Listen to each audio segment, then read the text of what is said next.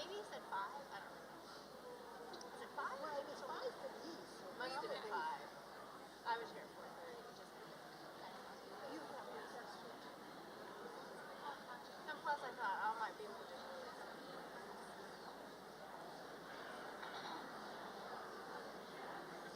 I hope we didn't have just the exact. Yeah, I checked it. If not, I'll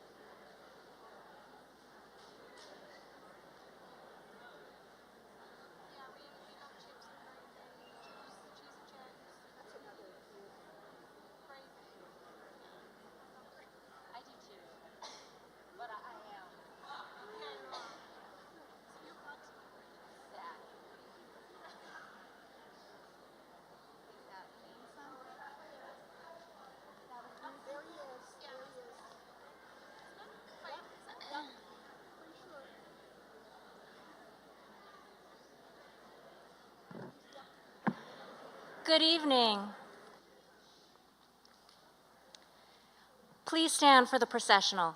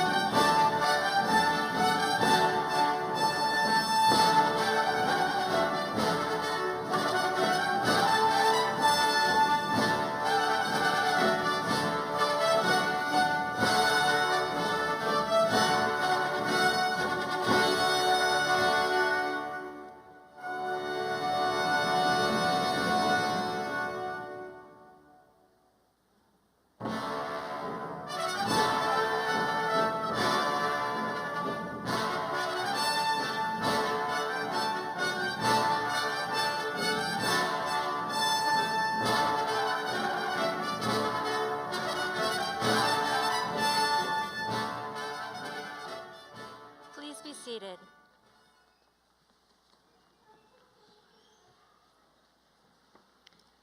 Welcome to the Spring 2023 commencement for Interdisciplinary Studies.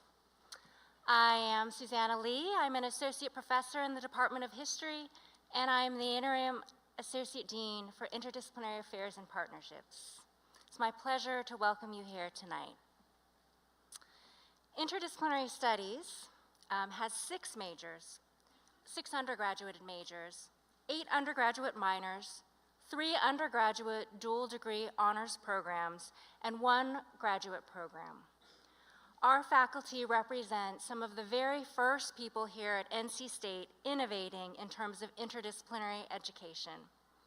With nearly 450 students majoring in Africana Studies, Art Studies, International Studies, Science, Technology, and Society, Self-Design, and Women's Gender and Sexuality Studies, and an additional 150 minors. Together, our students make up the 5th largest undergraduate program in the college.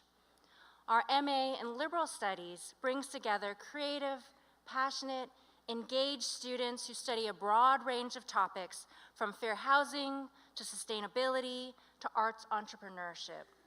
We are proud to be guiding undergraduate and graduate students to think and do in our communities for our state, our nation, and our world.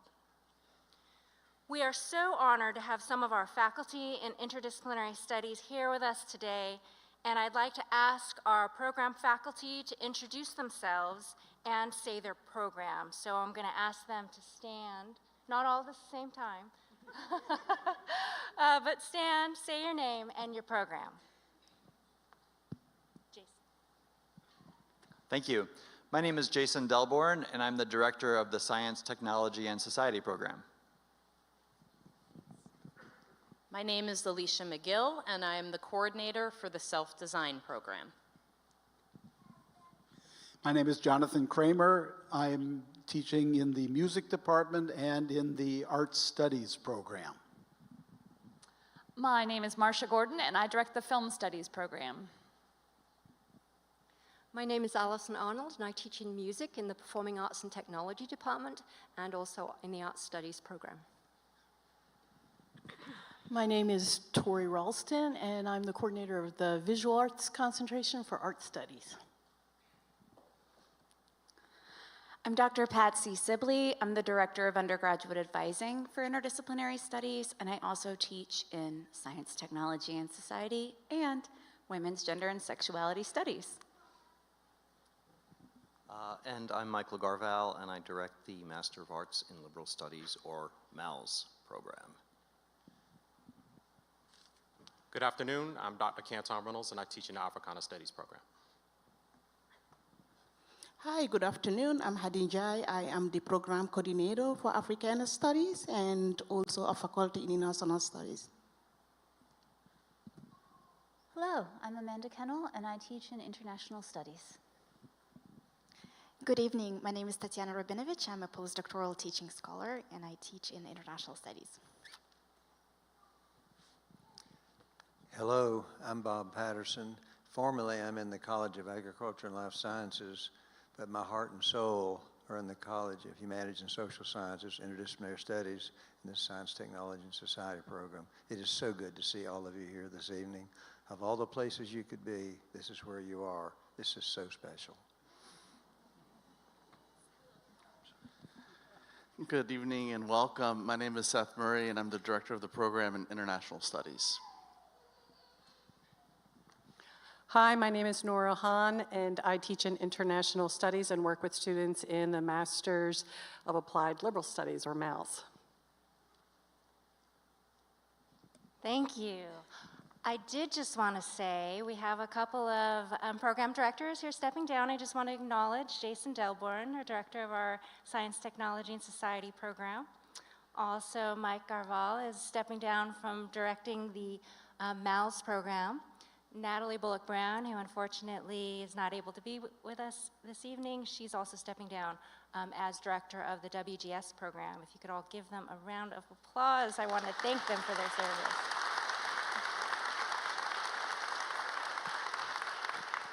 And I heard this little one over here. Did they want to introduce themselves also?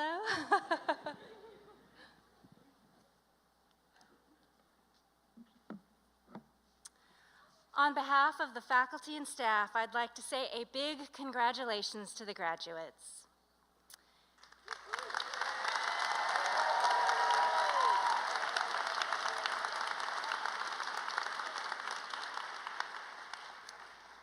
You've not only proven that you have the discipline to think critically, conduct research, write convincingly, you've also had the wisdom to choose a major that has challenged you to ask and answer hard questions. And through your hard work, you've gained the skills you need to conquer any task you might be asked to do in the future. We know you will make an impact on the world because you have already made such an important impact here at NC State. Among today's graduates, 32 are graduating with honors, 38 with double majors, 5 in the University Scholars Program, 5 in the University Honors Program, 2 as Jefferson Scholars, 10 as Hamilton Scholars, 4 Park Scholars, and 1 Caldwell Fellow.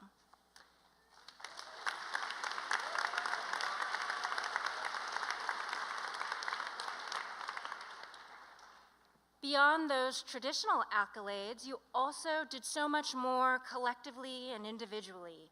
You performed at Wolfstock. You released a debut single. You were a motivational speaker. You served as a board member. You volunteered in the community. You opened a meditation yoga house for students. You interned at the Smithsonian, at Urban Ministries, at a conservation lab with Gambian Girl Power, at Duke Health, at the LGBTQ+ Pride Center.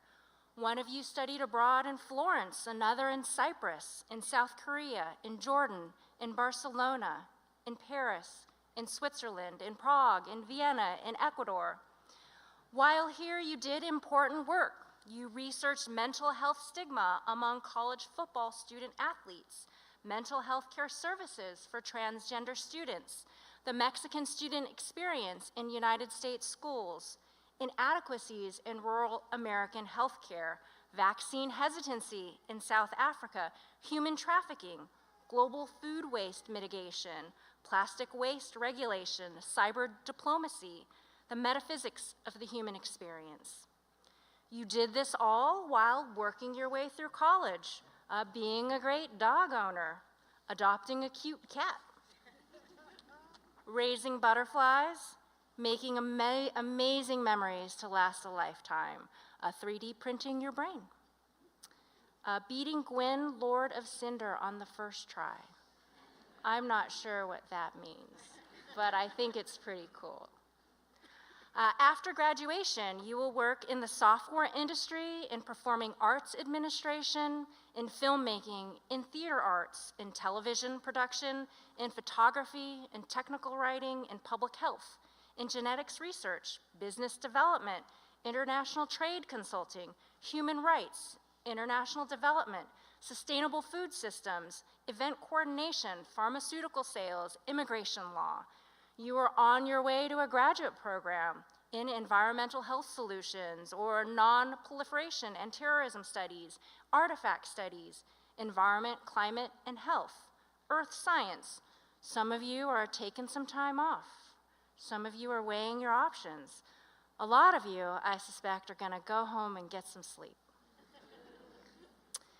You will be happy and you plan to make a difference. We are all so proud of everything you have accomplished, class of 2023, and we can't wait to see what you do with what you've learned. The generation that comes before always has thoughts about the generations that come after, usually along the lines of, you're just not tough enough, not as tough as we were. Whenever someone I know starts to complain about kids or students today, I often say, well, yes, when it was my day, we would walk 18 miles in the snow with my little brother on my back, carrying a chicken.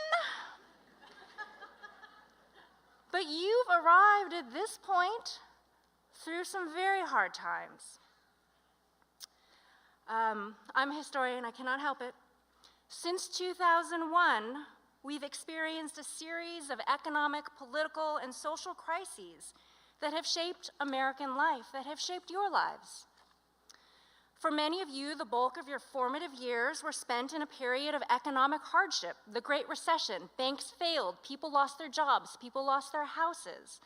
Some aspects of the economy were only just recovering by the time you started your degrees here at NC State. You've experienced the decline of political civility between Americans of opposing political parties. I know it seems like it's always been that way, but this has happened during your lifetimes. And you've witnessed the rise of political polarization and political misinformation. And you've completed your degree during a time period that saw tremendous strains on our society related to the pandemic, new recognition of long-standing racial injustices, and threats to democracy, both here and abroad. You are here today because you survived these destabilizing, in some ways, cataclysmic events. And I'm impressed by what you've achieved. So I certainly think that you are tough enough. Times like these of incredible friction and distress can impel us to imagine a better future. As graduates today, you stand poised, privileged with the knowledge that you have gained here to not only imagine a better future, but to make that better future a reality. Today is a day that we recognize and reflect on your accomplishments, and we have two wonderful speakers to share their insights with you before we award the degrees. Dr. Alicia McGill, the director of the Self-Design program, will introduce our keynote speaker.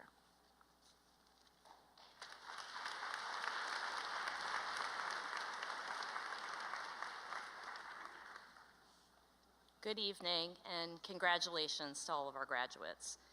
Dr. Nancy Toms is a SUNY Distinguished Professor in the Department of History at Stony Brook University. She is currently a fellow at the National Humanities Center in the Research Triangle Park.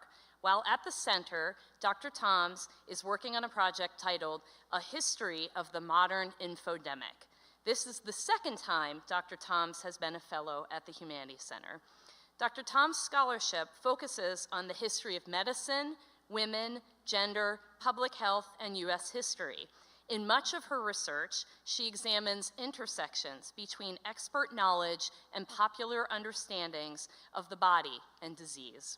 Along with many articles and several edited collections, Dr. Toms has authored 4 books, several of which have won awards.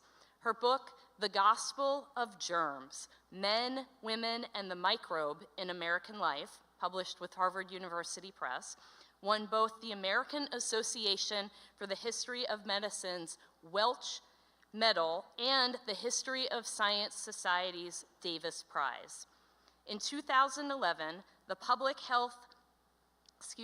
American Public Health Association gave Dr. Toms an award for her distinguished body of scholarship in the history of public health. And her most recent book, Remaking the American Patient, How Madison Avenue and Modern Medicine Turned Patients into Consumers, published with UNC Press, received the prestigious Bancroft Prize in 2017. For those of you that do not know, the Bancroft Prize is awarded each year by the trustees of Columbia University for books about diplomacy or the history of the Americas. Dr. Toms' work is richly interdisciplinary and has important policy implications.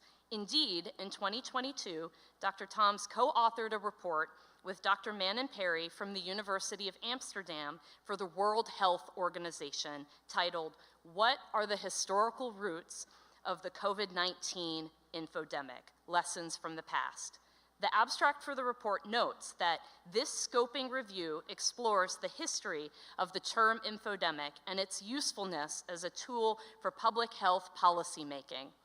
It presents the information-related problems the term has encompassed, historical research on these problems, which predate the term itself, and in-depth analyses of their iterations in 3 historical outbreaks with long-term significance for public health policy: the 1918 influenza pandemic, the beginning of the HIV/AIDS pandemic in the 1980s, and the 2003 outbreak of severe acute respiratory syndrome. Given the interdisciplinary nature of Dr. Toms' scholarship, the societal impacts of her work, and the fact that so many of our students have interests in public health, we are excited to welcome Dr. Toms as the keynote speaker for the 2023 NC State Interdisciplinary Studies Spring Commencement.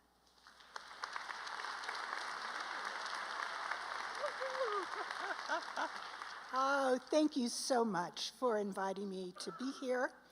And to the class of 2023, you are indeed a very special class. You are COVID survivors and thrivers, or so I hope. Your adult lives will span a critical period in human history when we have to reckon with what policymakers have dubbed wicked problems. Problems like climate change, global resource inequalities, and threats to democracy that have complex causes and no easy answers. I am betting on you to find those answers, and I'm here today to point to two great assets that you have in tackling those challenges. The first of those assets is your gloriously human brain. I make a point of congratulating you on this at a time when we are hearing so much about artificial intelligence. The electronic brain and its capacity to perform tasks that normally require human intelligence, such as visual perception, speech recognition, decision-making, and translation between languages. As you leave here with your new degree, you may be wondering, what is this degree really worth at a time when chatbots seem to be taking over the world?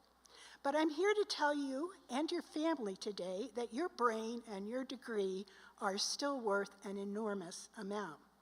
Now, let me be clear, I am not anti-artificial intelligence or anti-digitization.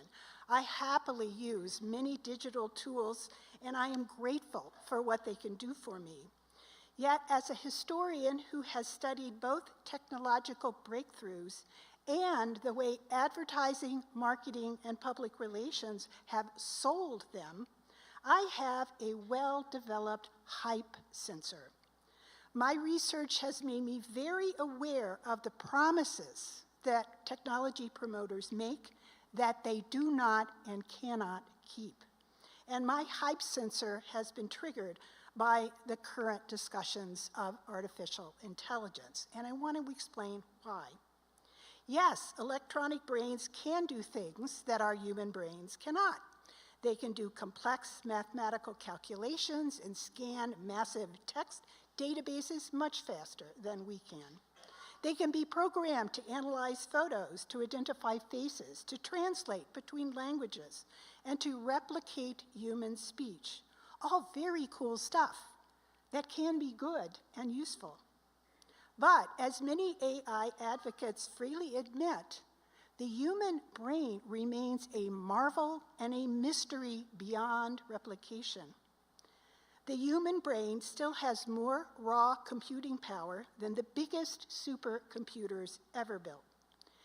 It can take in a vast array of different sensory inputs and process them at a level of speed and sophistication that no machine can replicate. It can repair itself, a trait known as neuroplasticity, again, that no machine possesses. And your brain is far more energy efficient than the computers you use to do your work. Your brain works 24/7 on an unbelievably small amount of electric power derived from the food you eat. And that's a point worth emphasizing given that our digital tools contribute significantly to a 50 million metric tons worth of electronic waste generated globally each year, a waste that is creating a toxic crisis that we have yet to solve. Finally, although computers can beat humans at chess games, they still cannot replicate the higher order of thinking and feeling that complex tasks and problems require. And here's an explanation from Lance Whitney, an IT specialist turned science writer. He writes, "We perform tasks, make decisions, and solve problems based not just on our intelligence, but on our massively parallel processing wetware. In abstract, what we'd like to call our instincts, our common sense, and perhaps most importantly, our life experiences. Computers can be programmed with vast libraries of information, but they can't experience life the way we do. Humans possess traits we sometimes refer to, again in the abstract, as creativity, imagination, and inspiration. A person can author a poem, compose and play music, sing a song, create a painting, or dream up a new invention. Computers can be programmed to replicate some of those tasks, but they don't possess the innate ability to create the way that humans do. Aha, you may say, but what about those chatbots? Can't they talk and create products just like people? And as you probably know, my colleagues in higher ed are in a tizzy right now at the specter of chatbots and their capacity to write passable college papers. I won't ask any questions here.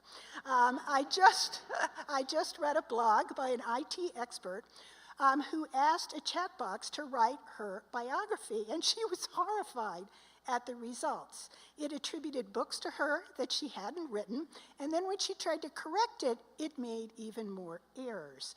In my youth, we used to call it garbage in, garbage out, and that's still a lesson for today as well. Here again, beware the hype. This is Lance Whitney. Quote, AI cannot support all skills essential for idea development. Various studies have shown that inspiring peers at conferences, learning new skills, or simply unwinding, reflecting, and daydreaming are activities associated with idea generation. AI cannot replicate such real-life experiences or personal interactions. This is me now. To be sure, innovators are trying to improve on that flaw, to add more of our organic brain capacity through what they call wetware, which I think is a really interesting term, that works more like our neurons, to the hardware and the software we already have. But the reality remains that aspect of human brain activity has defied them to replicate. In the meantime, the assumption that computer processing is always more objective, more rational, and unbiased than people's judgments has created some dangerous blind spots. Thus, AI facial recognition algorithms came into widespread use before researchers realized that there were striking racial differences in how they worked. They were far more accurate with white faces than they were with dark faces. And for these and other reasons, police forces in cities such as Boston and San Francisco have stopped using them because of their defects. We can never forget that it is humans who program computers, and that they do so without reckoning with their own unconscious or conscious bias. And we all have such biases, no matter how scientific we think we are. They can do enormous harm. Maybe you saw in the paper earlier this week, Geoffrey Hinton, the University of Toronto professor, who is called the godfather of AI, quit his job at Google to work full-time to rein in what he sees as the dangerous potential of his own creation. As he said in an interview, quote, "It is hard to see how you can prevent the bad actors from using it for bad things." And Dr. Hinton's main concerns lie in the areas I study as a historian: misinformation and disinformation.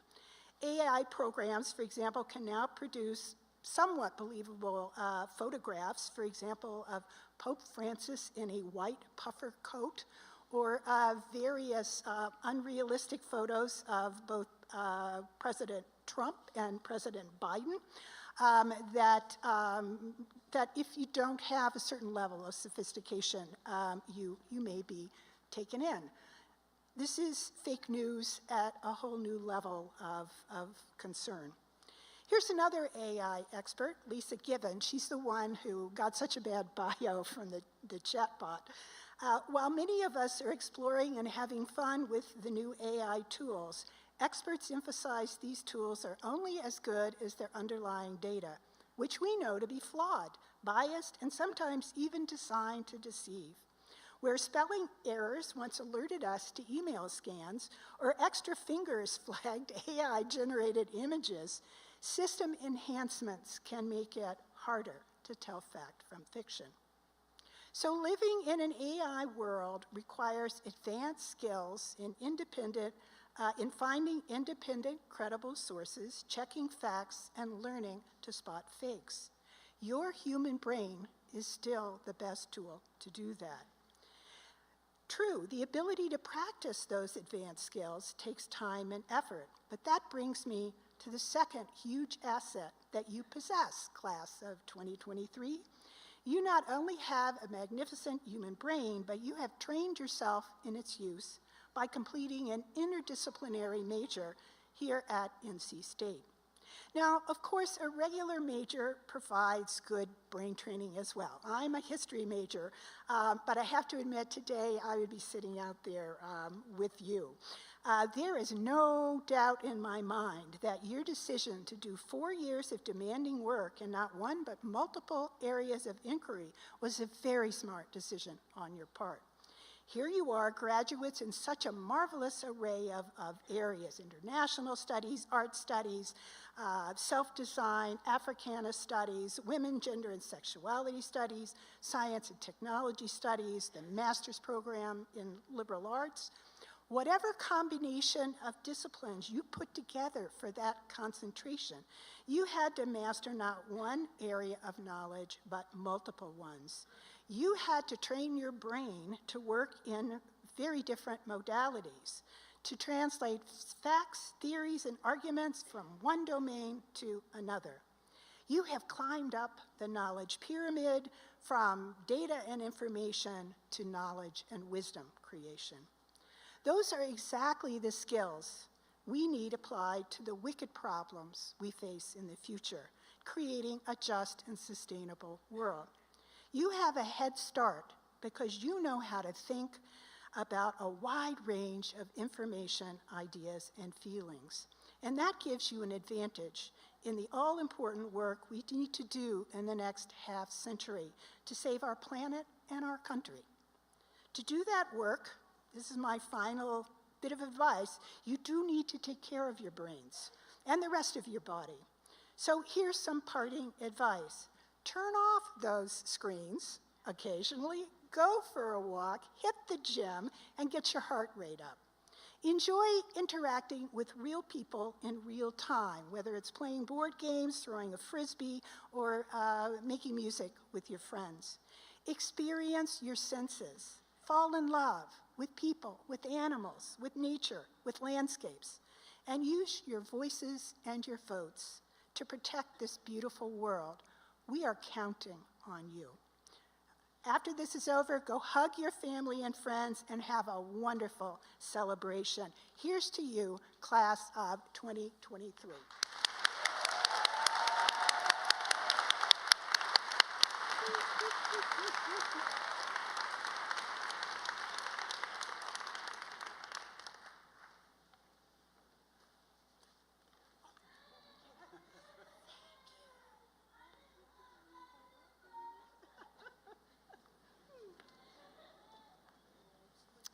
When I asked ChatGPT to write my biography, it said I am a renowned historian, so I know artificial intelligence can get some things right.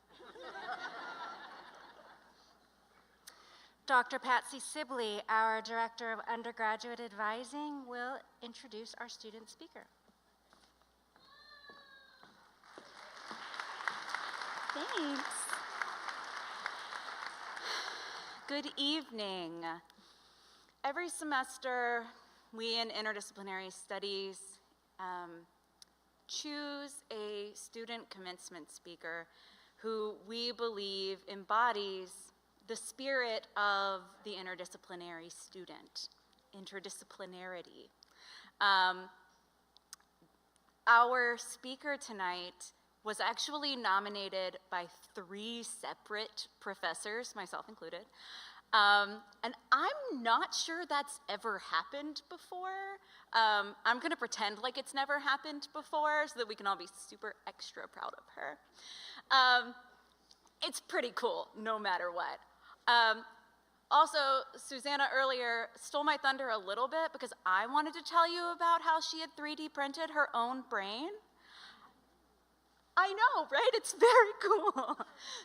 So I met our speaker tonight when she was working in the Makerspace, which is a wonderful space for interdisciplinary creation and thinking and making in our libraries. She's graduating this evening in Science, Technology, and Society, but 2 years ago, she helped me 3D print my Halloween costume. I know, it was, and we had a great time. So we've chosen her tonight because she embodies this spirit of interdisciplinarity by asking those really hard questions that we've been talking about, right? Looking for answers for those questions, but coming to them with a curiosity and a creativity and, dare I say it, a boundless joy that I find hopeful and wonderful and lovely to be around. And if, while you're taking really good care of that human brain of yours, you ever wanted to also make it into art, she would be a great person who would be thrilled to help you do exactly that. Your speaker tonight is Abby Lewis. Come join us.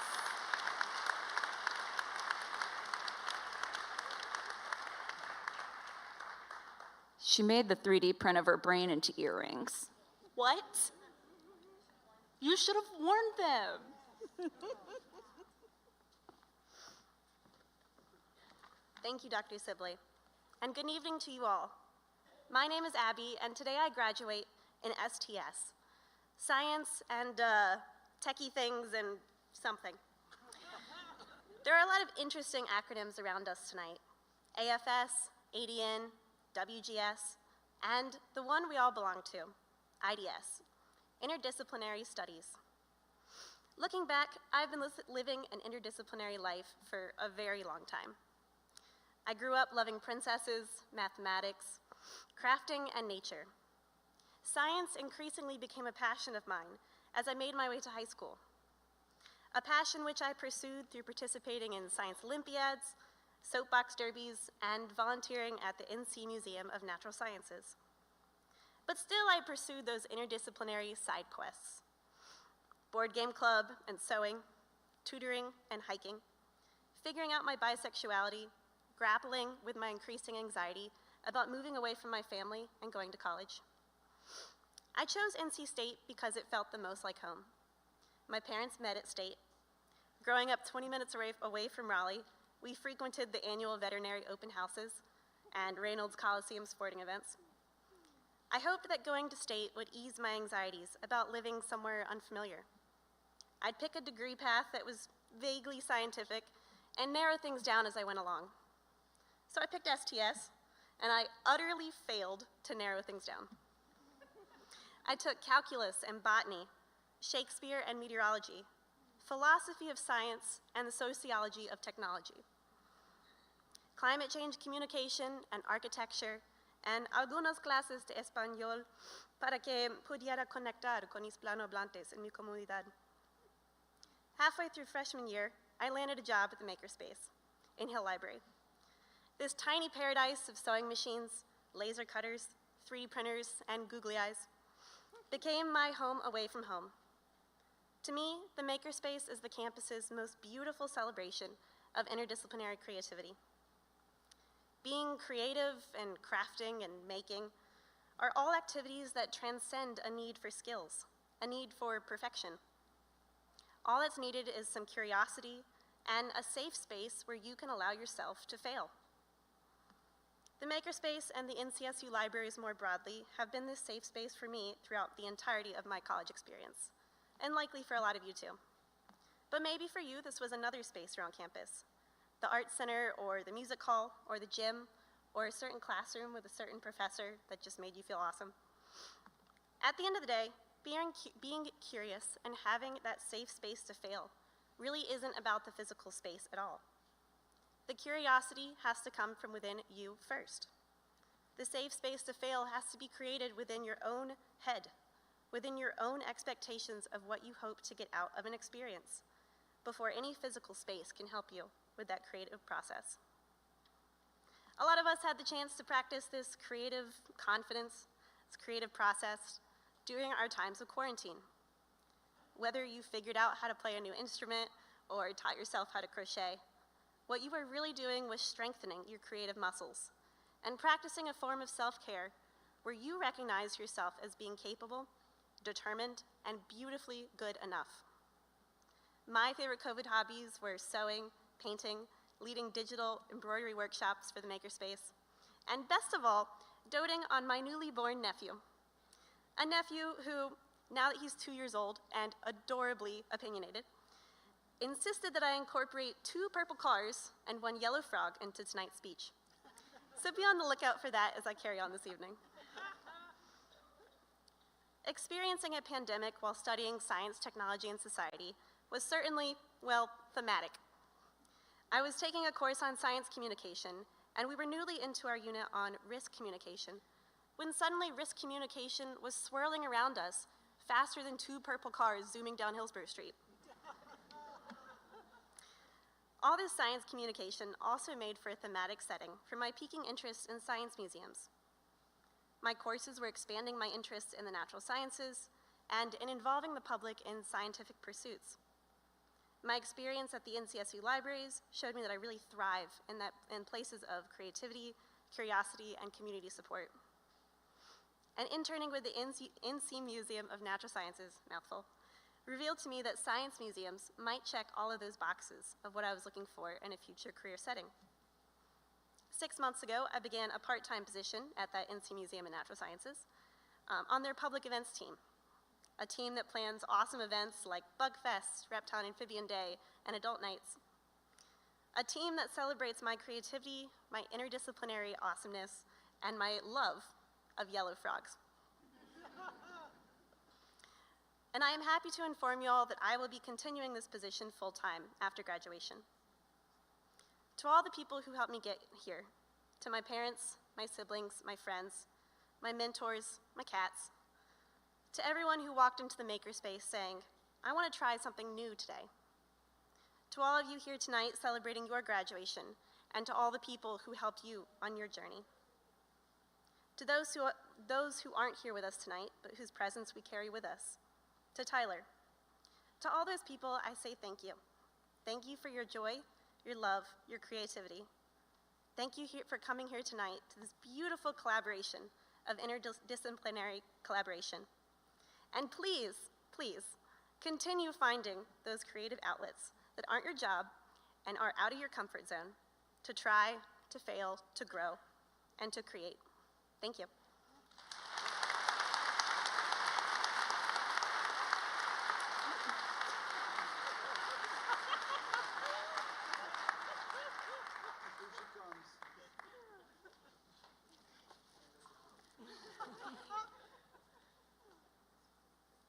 Thank you. Thank you.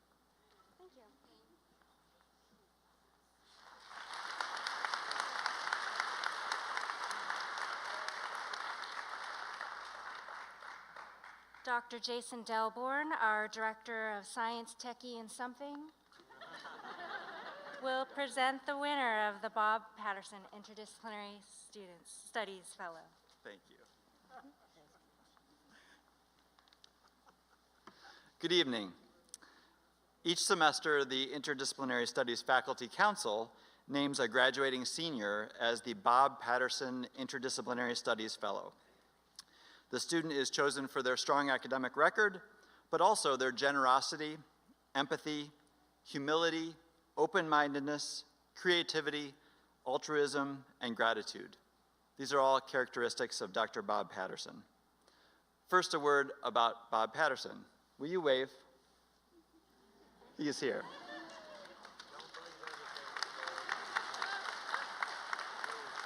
You already like him, and I haven't even started telling you about him. So he's had a remarkable career here at NC State. He got his undergraduate degree here in soil science, and he came back after getting his PhD to do research in crop physiology, soil fertility, and plant nutrition. Bob cares about feeding people, reducing hunger, and doing so in ways that are sustainable, ecologically and socially. Bob is not a narrow thinker, nor is he the kind of professor that thinks he has all the answers and just needs to download his brain into unsuspecting undergraduates. Instead, Bob is curious. He is warm. He is desperate to find ways to expand students' views of the world that will help them grow and become compassionate problem solvers. He cares about all of us. He cares about each of us. I have never met a faculty member who so quickly perceives the gifts and talents of others, and who so perfectly balances attention to the development of students' intellectual, emotional development, and sense of justice. Empathy, generosity, humility, open-mindedness, creativity, altruism, and gratitude. These are the characteristics that Bob Patterson teaches and embodies. So on behalf of the IDS Council, I am pleased to announce the Spring 2023 winners, plural, of the Bob Patterson Award. Elisa Andrews and Ariana Frazier.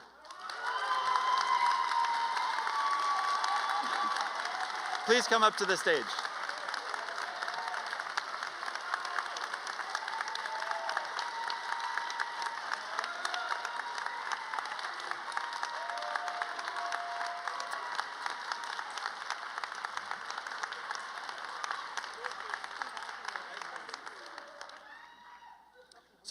So their names weren't in the program and they didn't know this, just in case that wasn't obvious. Let me tell you a bit about each of them. Ariana Frazier graduates today as a double major in Africana Studies and Self-Design, with a concentration in public health, health equity promotion. She is a Park Scholar and served as Vice President of Alpha Kappa Alpha Sorority Incorporated, the first Greek-lettered organization for African American women. One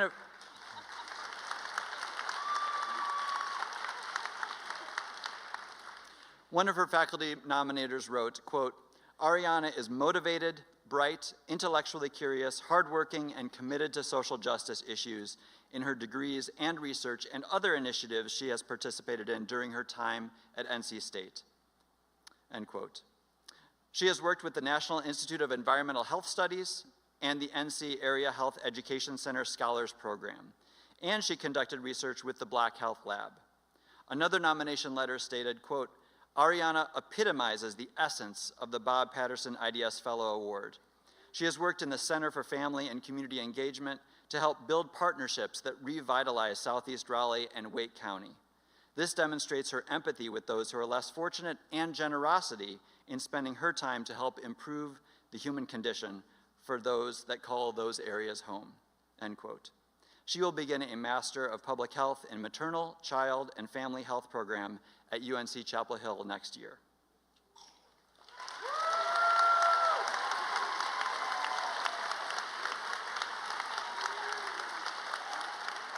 That's your turn. Our second Bob Patterson Fellow, Elisa Andrews, graduates today with a Bachelor of Arts in Science, Technology, and Society. Those are the words of STS. Say them with me: Science, Technology, and Society. And she also earned a Bachelor of Science in Agricultural Science. She is a university scholar, a Caldwell Fellow, and a Thomas Jefferson Scholar. And she served as a teaching assistant in Bob Patterson's course, World Population and Food Prospects. Her nomination letter states, quote, "Elisa is a genuine people person, one who is fully open-minded to the thoughts and actions of others, to working with and not for all whom she interacts with, both academically and with a very large number of classmates and others in a variety of community building and mutually empowering ways. Elisa always encourages her classmates who may be struggling in various ways to be thankful for the choices they already have and to seek support in ways that most likely assure the healthiest possible outcome." End quote. She will begin a graduate program this fall that emphasizes public health and medicine.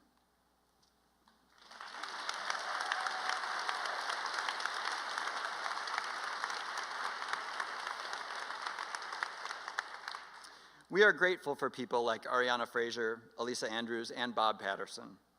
They remind us of what is possible, even when it seems improbable. They show us the humility that is at the core of greatness. And they shine a light for all of us to see how we can make a difference in our world. Please join me in congratulating the 2023 Bob Patterson Fellows.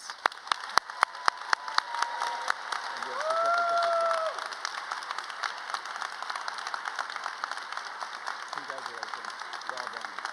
Congratulations.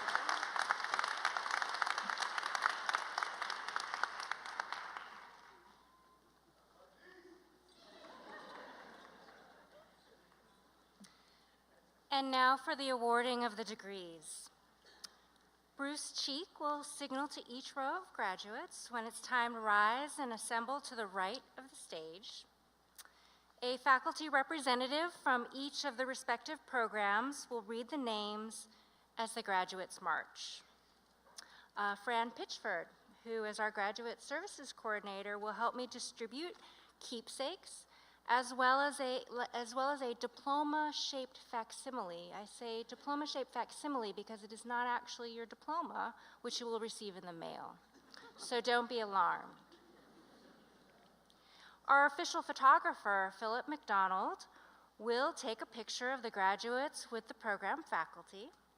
And families should feel free to take pictures as well, but in your excitement, please be careful on those stairs.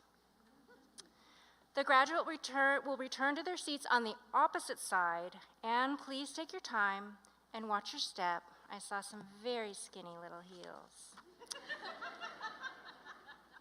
Now, a crucial note for both graduates and families, please feel free to cheer as loudly as you want and do what you need to do in order to celebrate this moment. So first, we will have the awarding of the MALS degrees.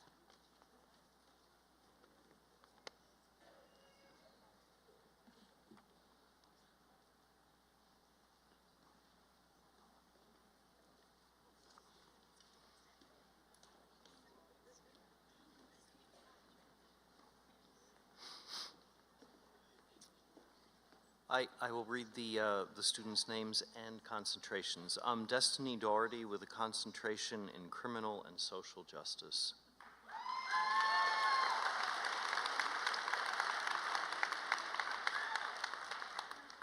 Oh, yay.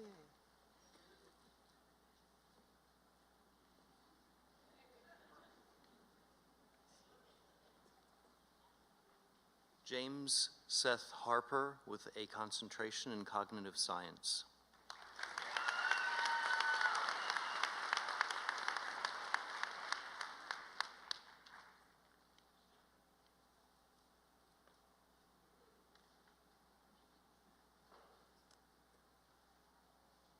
Kevin Hodges with a concentration in modern coaching.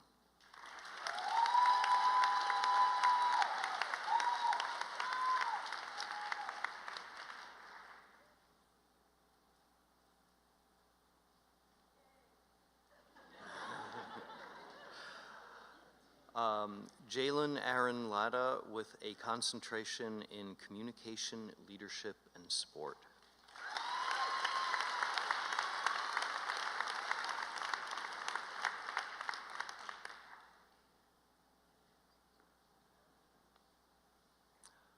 Wade Thomas McLean with a concentration in sport management and leadership.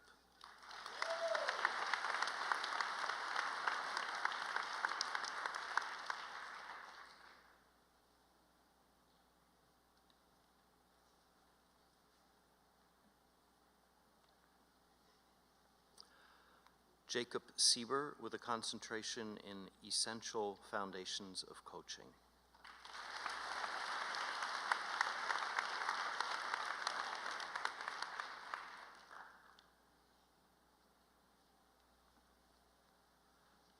Caitlin Tarley with a concentration in environmental communication and policy.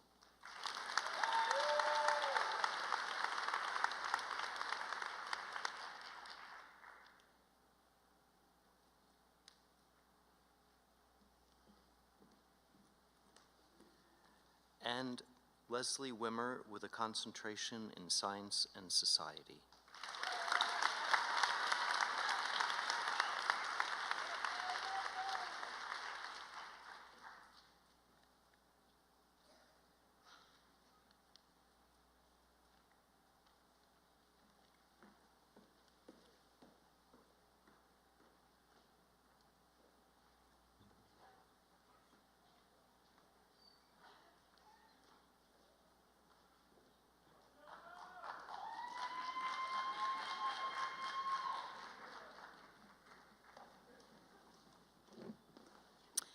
Africana Studies is placed immeasurably to present our graduates, Bachelor of Arts degree, Kayla Clark, sorry.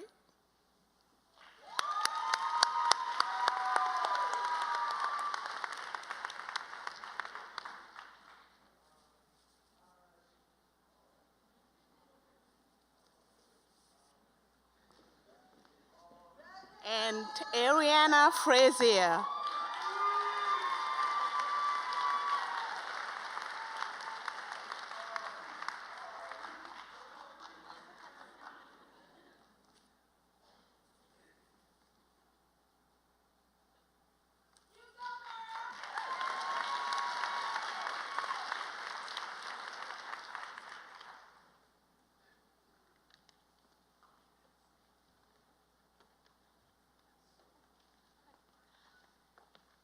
Hi, Marcia Gordon, Film Studies here to present our graduates. First up, Jonas Rhett Bledsoe.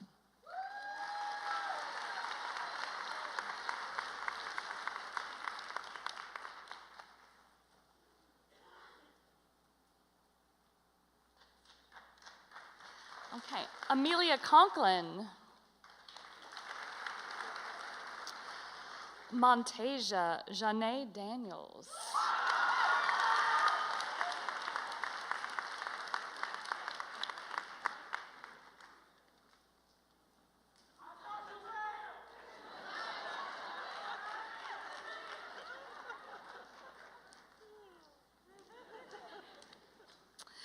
Mariana Fabian.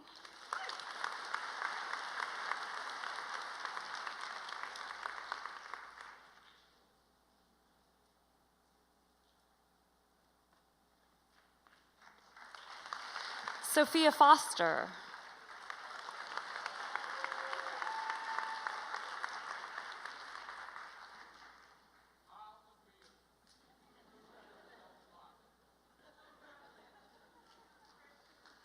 Nick Richard.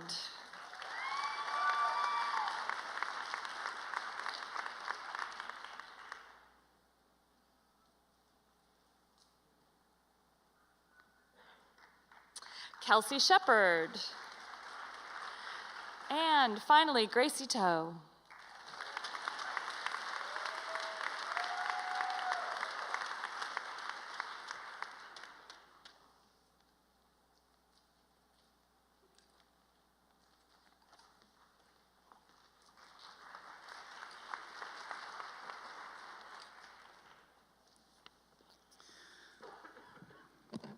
We brought the whole gang here to give these diplomas. We're the art studies folks, and our students are the out-of-the-box creatives who are going to change the world. And we're going to start with Bria Cerise Alexander.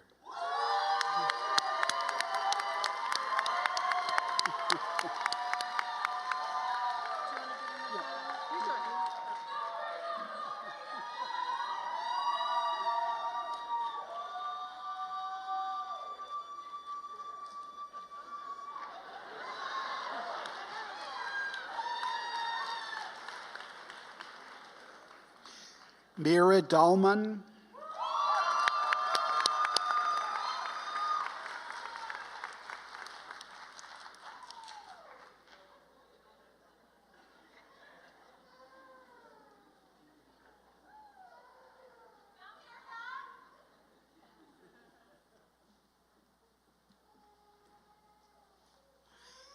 Julia Robbins.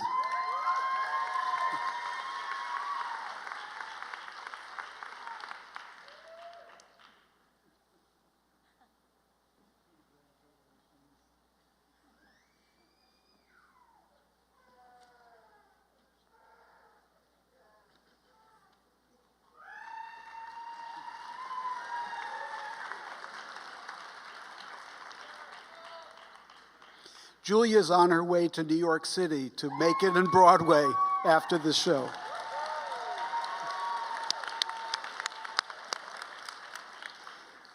Aine Grace Shimois. And now we have, those were the music majors, concentrators, and now we have the theater concentrators, beginning with Avery Jane Birch Arthur.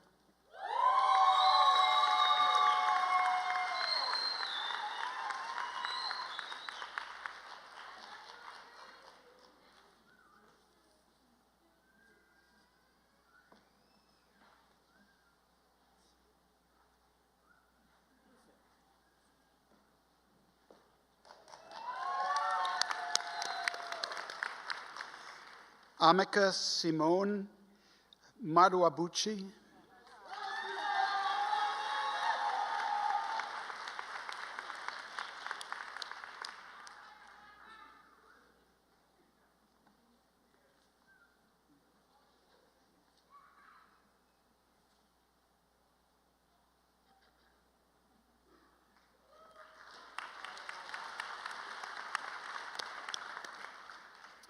Daniel Pirik, and Tani Valdez Rivas.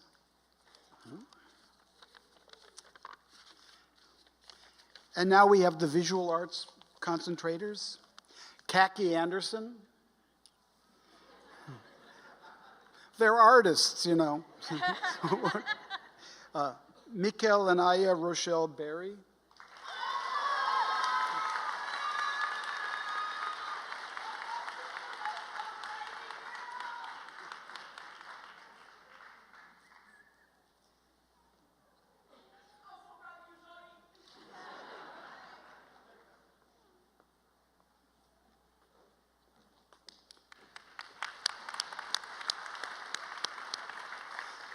Kamala Kyle.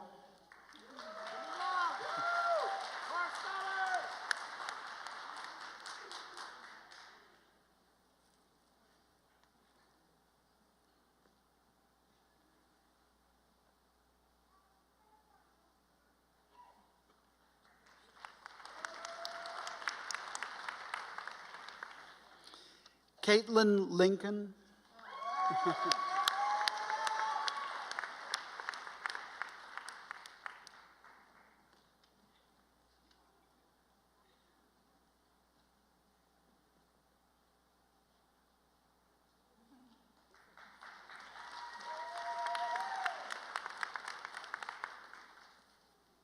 Olivia Sanford.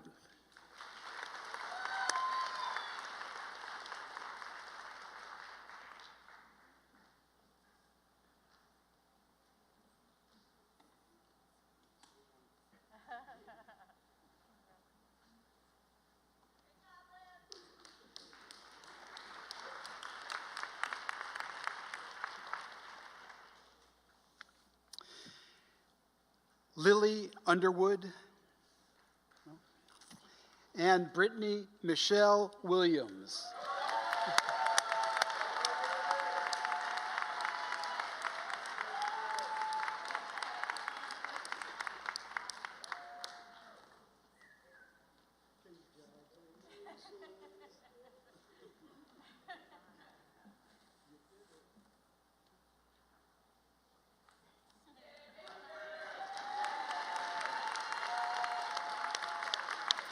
Okay.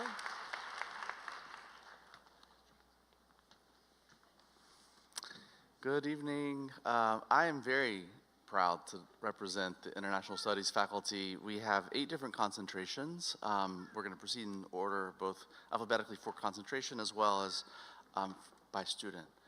The first student we're recognizing tonight with a concentration in Europe is Matt Nesbitt.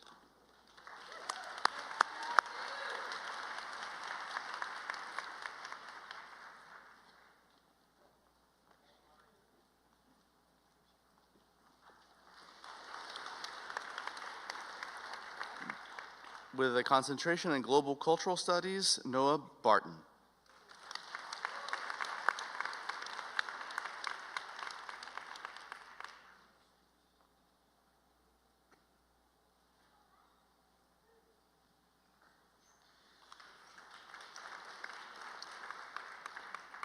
Sanaya Gideon.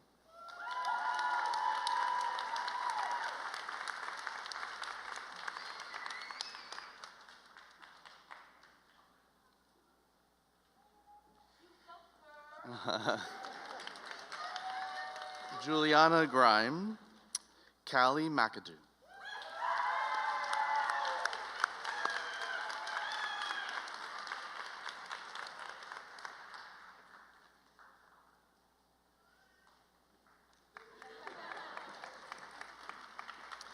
Kelsey McKitty.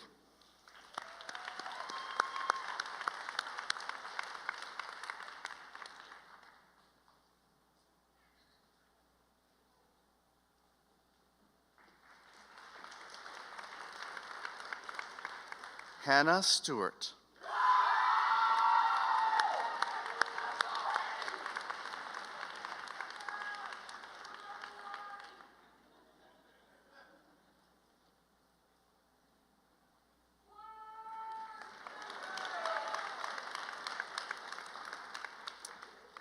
Lily Sunshine.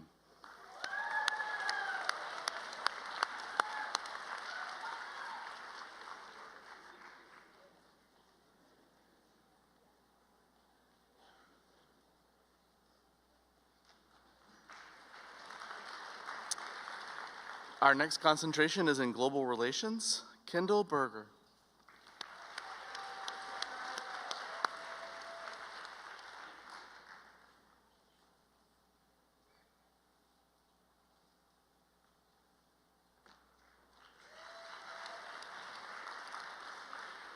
Michael Conroy.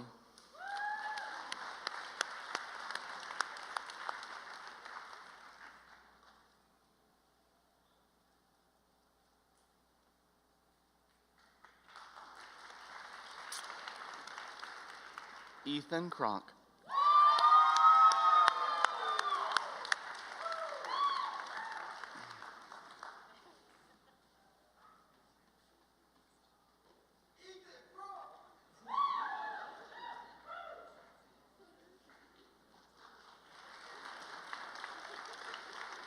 Olivia De Jesus.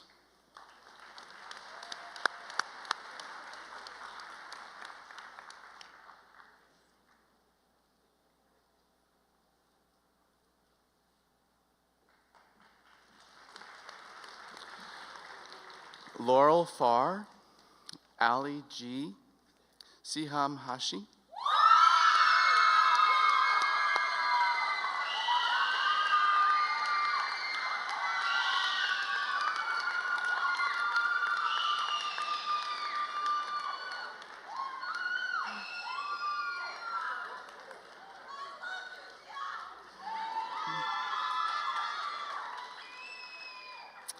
Sophia Ma.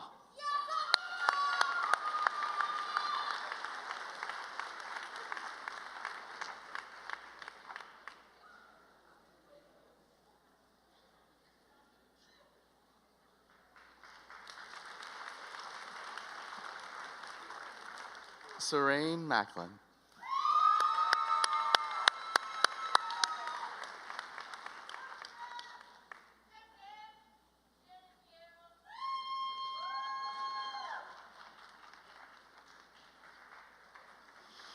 Lucas Mallison. Julia Massing.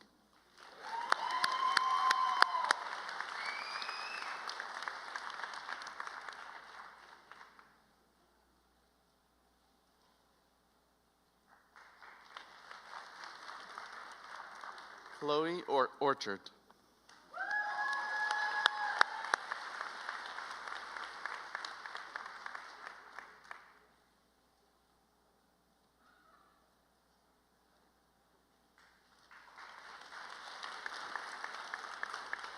Arfan Warash.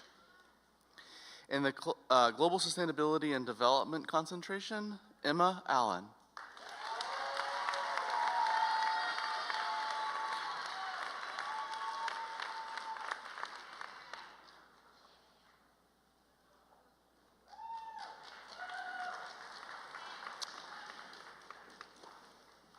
Lee Cohen, Alex Fong.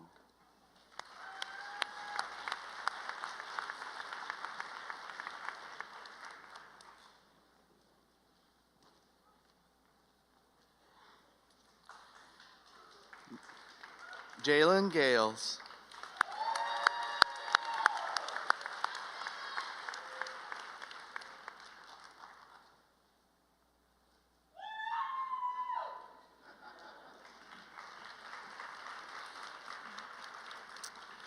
Zoe Groves, Keenan Hill,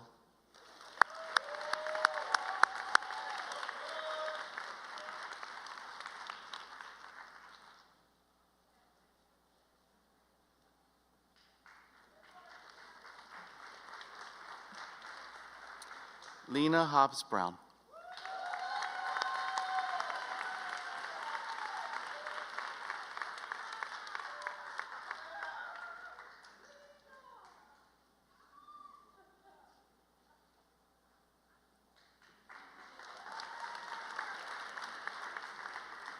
Daniel O'Brien.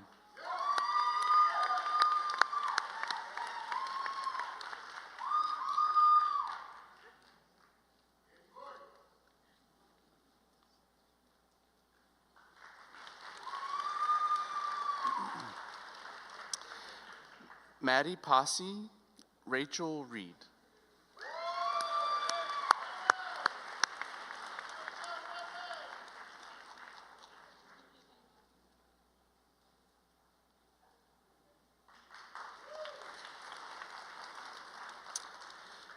Brianna Russell.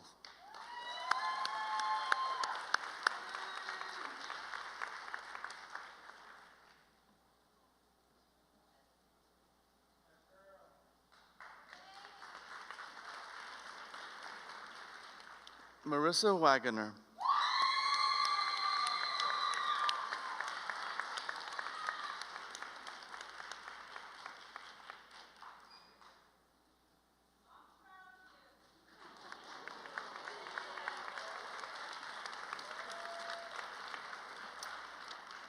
And in the concentration of South Asia and the Middle East, Brooke Bombien.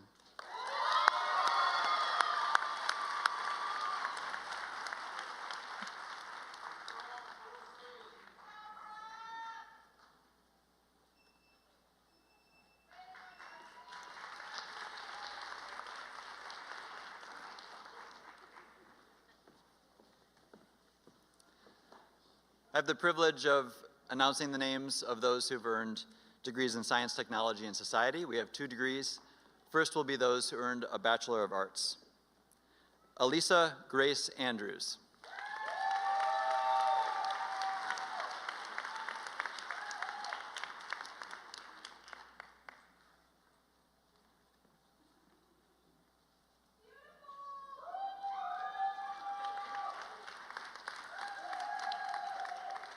Jazz Bryant.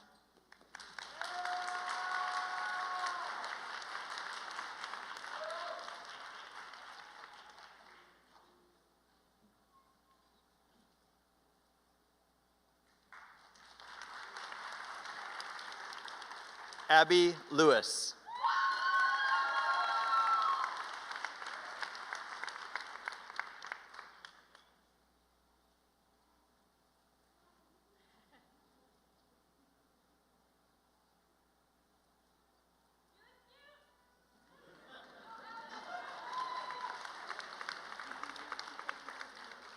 Nicholas Lofton.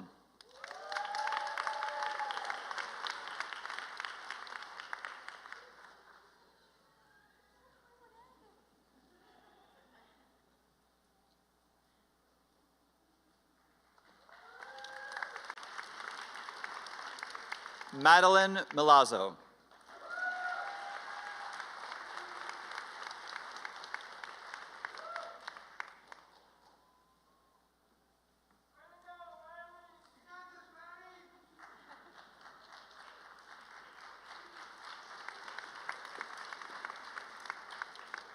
Kay Zhang.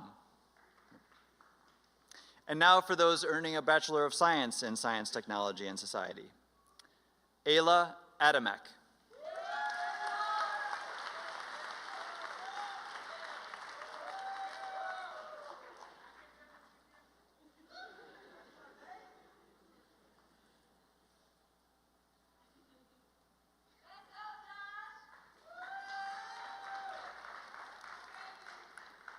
Alexis Almuetti.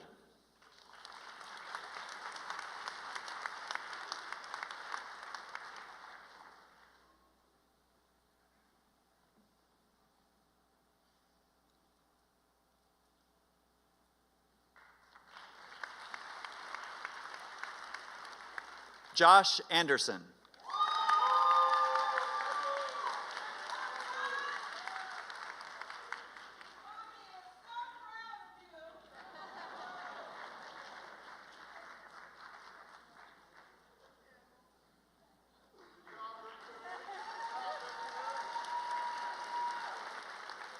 Andy Barker.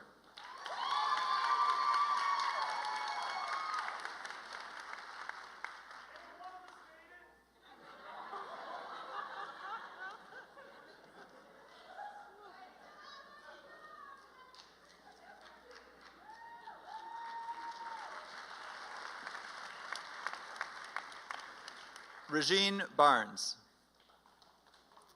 Klein Churchill.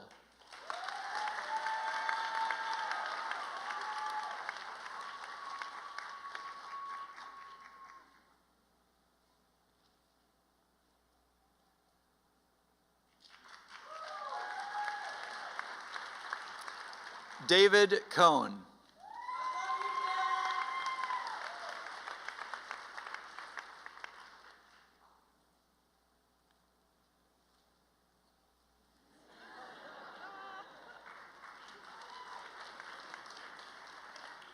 Nathan Cornelison.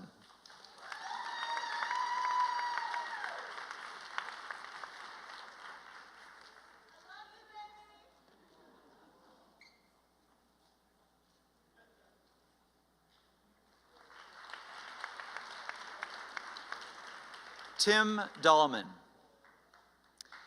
Izzy Davis.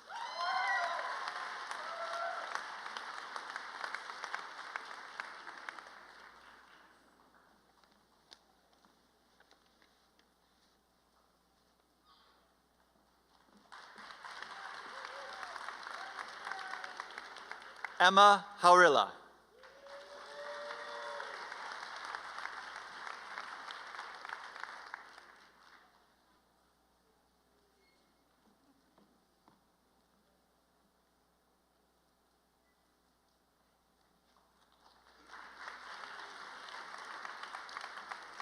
Suzu Lee.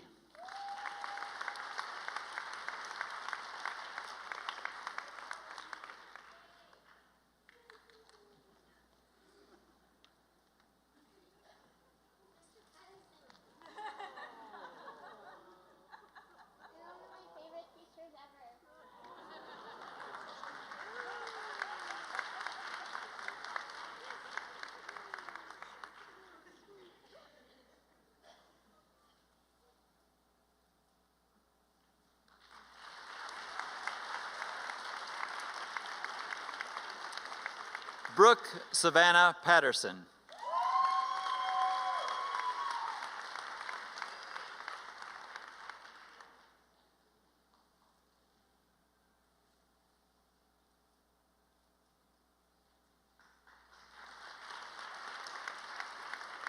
Colton Powell.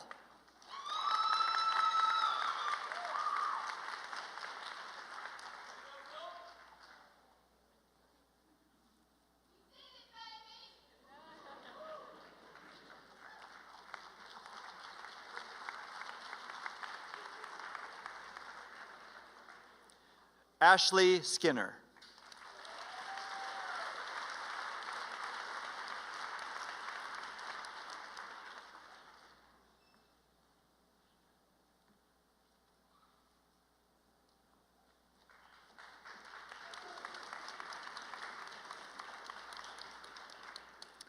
Emma Stella Stroop.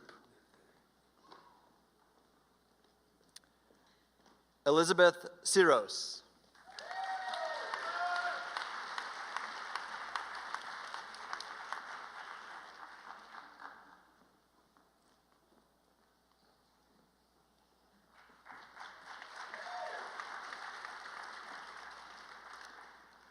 Anthony Waddy Jr.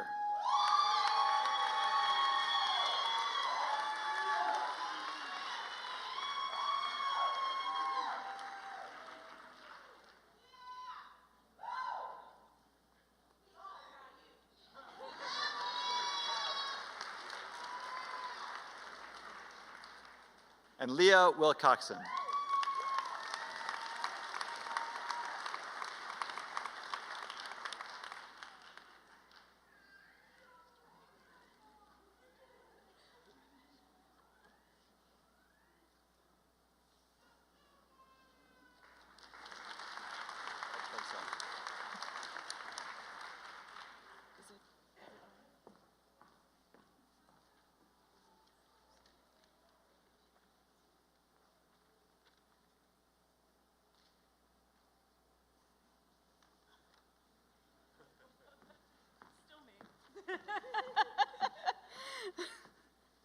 I am thrilled to present the graduates in Women's Gender and Sexuality Studies. Receiving the Bachelor of Arts, Madison Perlmutter.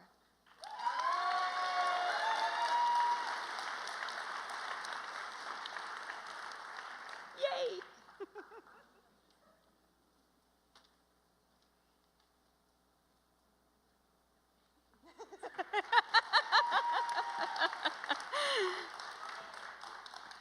Grace Sagethi.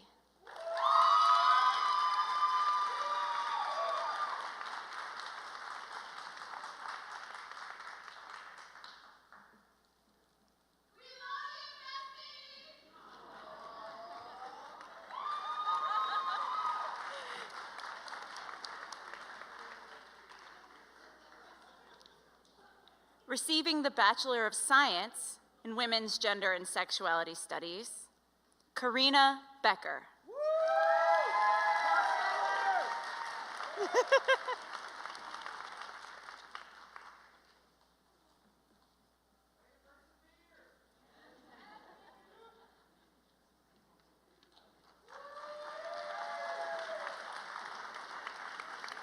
And finally, Kyra Wall.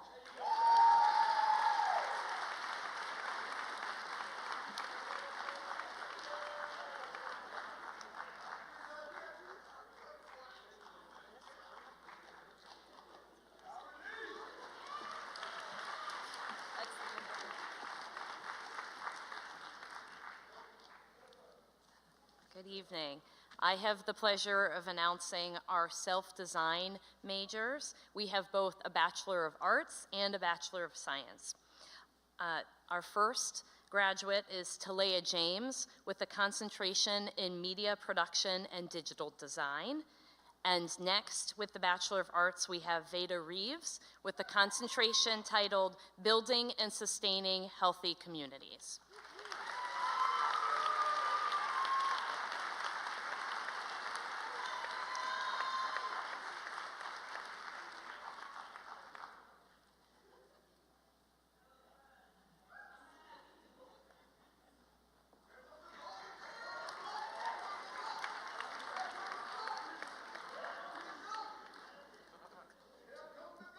Next, our graduates with a self-designed Bachelor of Science, Ariana Nadeja Yvonne Frazier.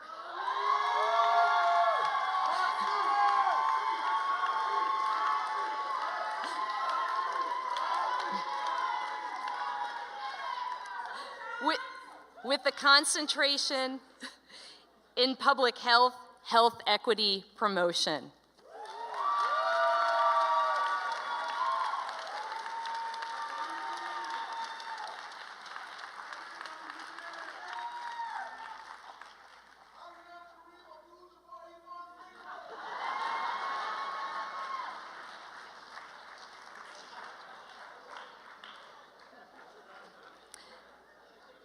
And finally, Morgan Willie with a concentration in neuroscience, the biological and psychological underpinnings of human behavior.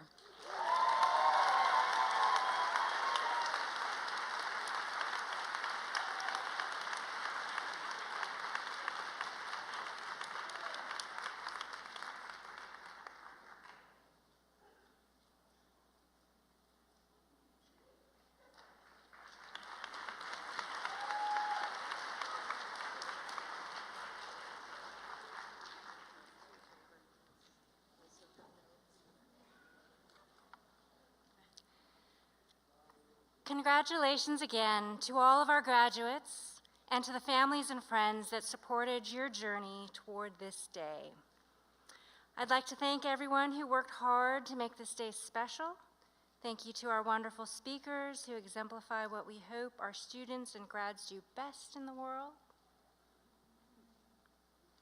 Thank you to Philip McDonald for providing our photography. Oh, you'll get an email from Bruce about it.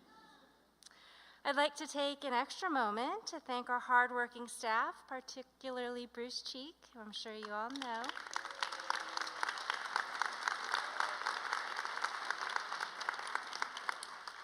Bruce's work in student services, course scheduling, and graduation clearance ensured that you all made it to this day. And his work in planning this graduation ceremony ensures that we had this beautiful ceremony today. Thank you also to Roshan John. Where did he go? Our business services coordinator, who made sure we had money to pay our faculty as well as for this ceremony. Thank you to Fran Pitchford, who is our graduate services coordinator. Thank you to our student assistants today, Iman Barakat and Holly Davis Proctor, who are both IDS ambassadors. Thank you to the staff at Stewart Theater, including our camera people. You'll get an email about that as well.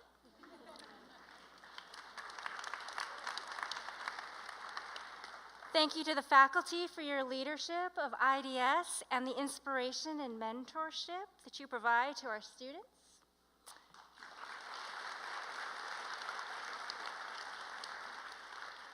And a big thank you to Dr. Rodney Washka for the music. Unfortunately, he couldn't be here with us today.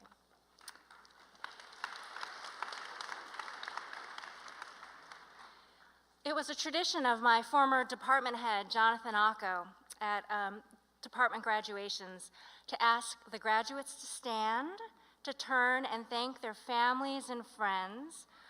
Jonathan, he passed away very suddenly, but in his spirit, I would like to ask you to do the same, and I've heard quite a number of you all in the audience, so it sounds as though you were very supportive, not only today, but possibly in the past as well.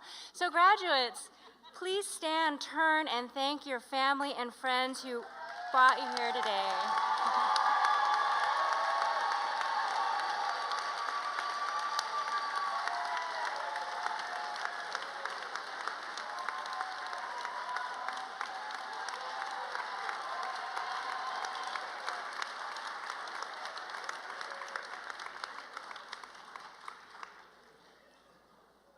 Wherever your journey leads you, and I know it will be to great places, go Pack.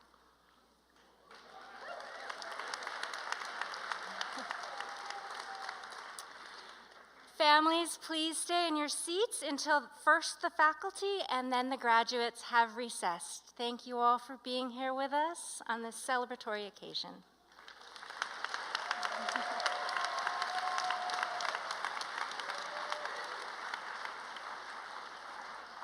Thank you.